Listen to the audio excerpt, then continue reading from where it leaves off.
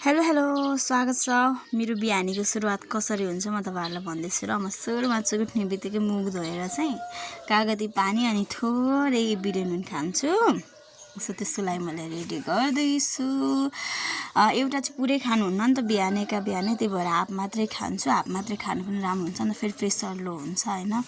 So एकदमै बिहान कागती पानी खायो भने चाहिँ एकदमै भनौँ न अलिकति आफूलाई पनि हुन्छ। म एकदमै धेरै मोटाकी पनि छु क्या, त्यो भएकोले गर्दाखेरि चाहिँ कागती पानी चाहिँ एकदमै जरुरत पनि छ हामी मोटी केटीहरूको लागि चाहिँ। डाइटिङ गर्नु भन्छु सक्दिनँ जे देख्यो है, अब आँखाले देखेपछि खानै मन लाग्छ। त्यो भएकोले गर्दाखेरि अलिकति फ्याट घटाउनको लागि त गर्नै पर्यो।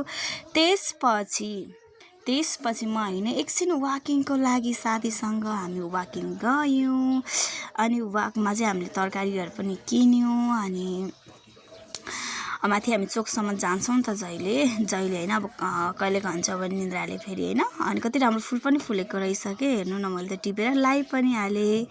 त्यसपछि रुम आएपछि मुख फुकालेँ अनि मैले सनस्क्रिम लाएँ, किनकि सनस्क्रिम चाहिँ डेमा एकदमै लाउनुपर्छ नि त, घामले गर्दाखेरि झन् धेरै चाया फुटाउँछ। मेरो अनुहारमा हेर्नु त कस्तोसँगले छ्याप्पै आएको छ अहिले त, त्यो भएकोले गर्दा एकदमै धेरै केयरको जरुरत छ नि त।